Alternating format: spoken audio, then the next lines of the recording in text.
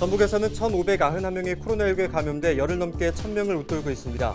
재택 치료자 수는 12,000여 명으로 병상 가동률은 37%를 기록했습니다. 코로나19 확산세가 이어지며 도내 누적 확진자가 10,000명을 넘어섰습니다. 전문가를 연결해 자세한 의견을 들어봤습니다. 임실군이 옥정호 주변으로 조성 중인 둘레길 가운데 일부 구간이 수면 개발 논란에 휩싸였습니다. 이 사업이 어떻게 진행될 수 있었고 문제는 없었는지 알아봤습니다. 국민의힘 전북도당이 대선 선대위 상임선거대책위원장으로 하종대 전 채널A 국장을 영입했습니다. 랭스필드 양정구 회장은 전북선대위 상임선거대책위원장에 임명됐습니다.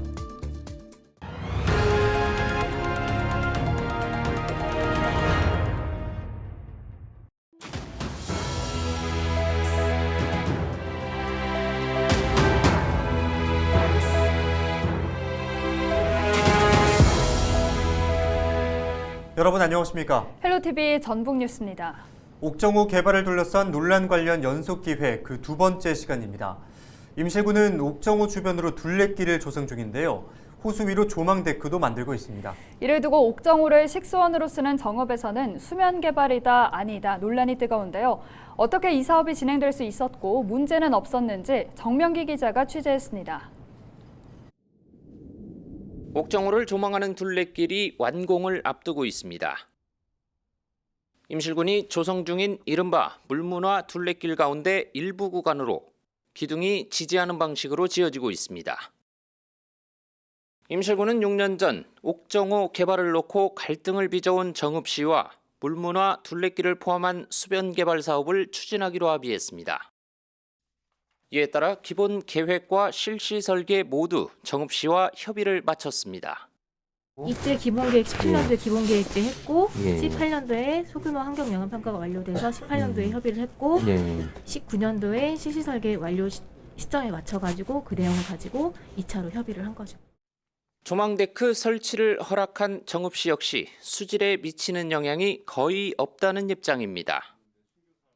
실제 이용하게 될 데크길이 공중에 있기 때문에 간접적으로 수면을 이용한 수변 개발로 본 겁니다. 설령 옥정호 수면에 무동력선이나 동력선을 띄워도 수질에 미치는 영향이 미미하다는 과거 전북도의 용역 결과를 근거로 제시하기도 합니다. 임실군에서 처음부터 생각했던 것은 수면에다 배 띄우려고 하는 것입니다. 정읍시나 도청에서는 절대적으로 그건 못한다 해갖고 현재까지도 막고 있고, 그래서 아까 그 민간협의체에서 대안으로 제시했던 거, 용역 결과에서 대안했던 거, 이거는 직접 수면 이용은 안 되고 수면을 이용한 간접 대체 시설 쪽으로 가자. 이런 시설 정도는 둘레길 사업으로 이렇게 보고, 그래서 이제 협의를 해줬던 겁니다. 하지만 옥정호를 식수원으로 쓰는 정읍 지역에서는 조망 데크는 엄연히 수면 개발이라며 수질 오염에 대한 우려를 나타냅니다. 식수원 시민대책위는 7년 전 채택한 옥정호 수역 시군 상생협력 선언서대로 수질 개선과 주민 삶의 질 향상을 도모해야 한다고 강조합니다. 또한 옥정호 수역 상생협의체를 운영하고 수변 생태 경관지역 명소로 육성하기로 한 선언을 지키라는 겁니다. 한때 민관협의체가 구성됐었지만 한시적으로 운영돼 시민이 직접 참여할 수 있는 창구는 없어진 지 오래입니다.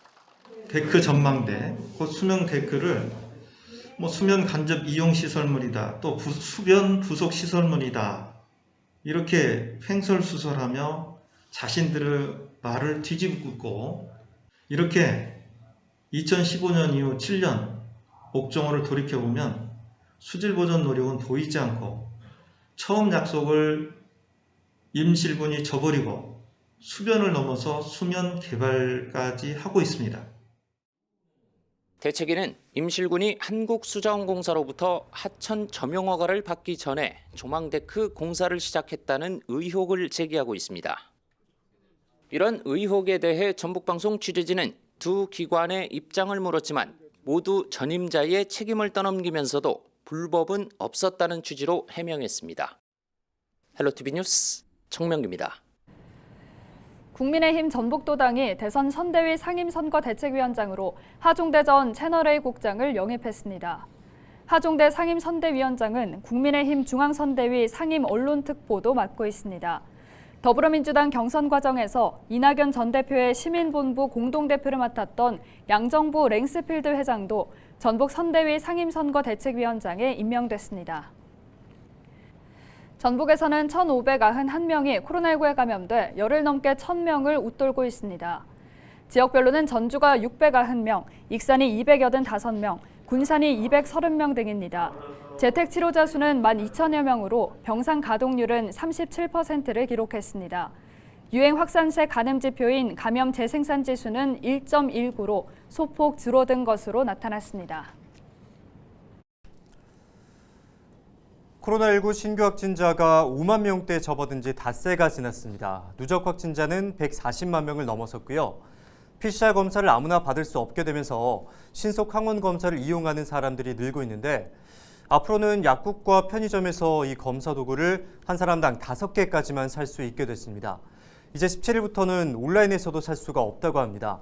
온라인에서 비싸게 파는 곳이 생기기도 하고 또 일부 사재기를 하는 사람들도 있어서 벌어진 조치라고 합니다. 신속 항원 검사를 할 때는 면봉을 양쪽 코 안쪽에 2cm가량 넣고요. 10회 정도 둥글게 문질러 줍니다. 그리고 검체 추출액에 넣어서 섞은 후 새 4방울을 테스트기에 떨어뜨려 결과를 확인하면 됩니다. C와 T 중에 C에만 줄이 나타나게 된다면 음성, 2군데 다 줄이 보이게 된다면 양성입니다. 양성으로 나오면 선별진료소에서 PCR 검사를 통해 한 번 더 확인을 하셔야 합니다. 지금까지 데일리 브리핑이었습니다.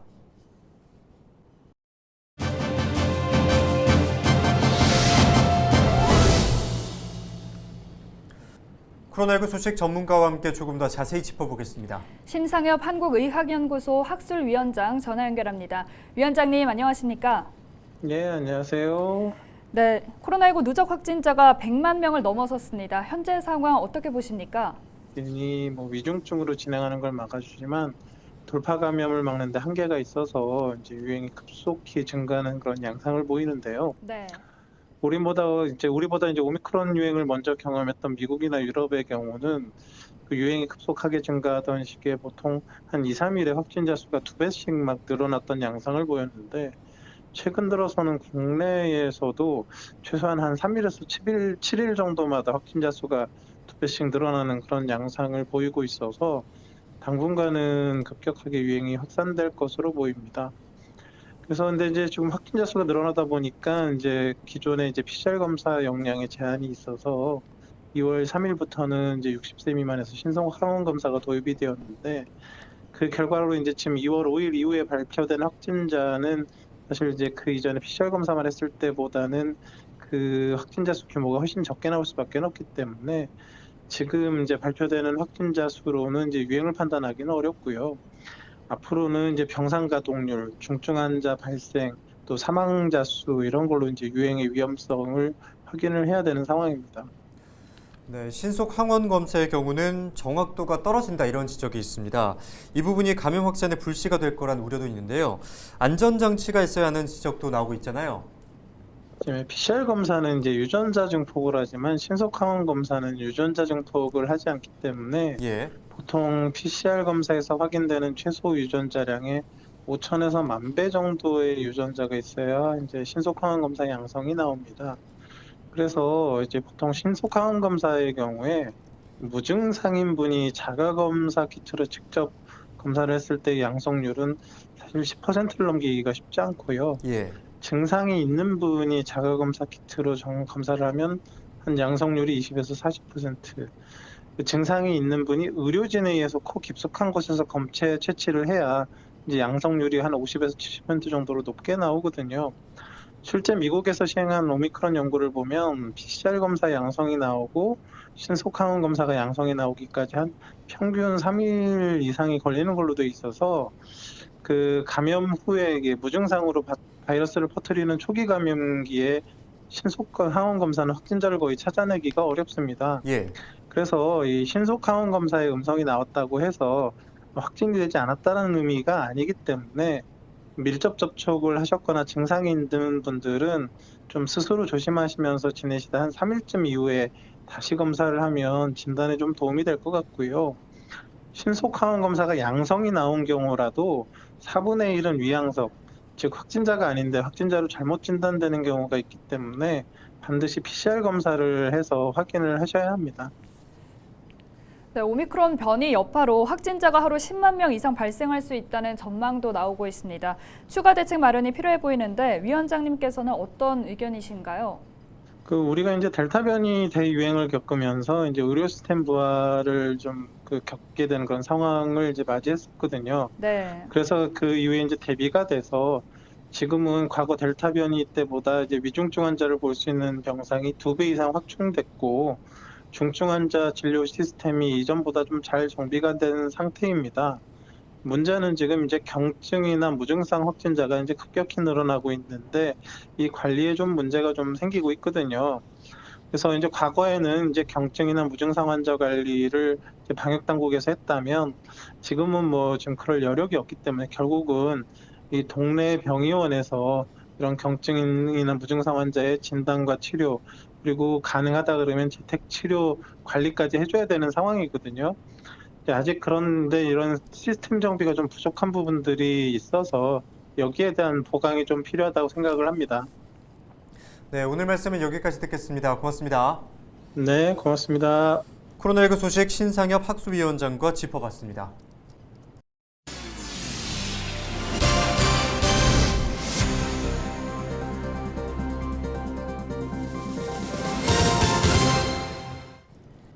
헬로티비 뉴스 다시 보고 싶으신 분들은 화면 아래 QR코드 보이시죠? 스마트폰 카메라를 켜서 가져다 대보시면 헬로티비 뉴스 유튜브 채널로 연결됩니다. 네, 함께해 주신 여러분 고맙습니다.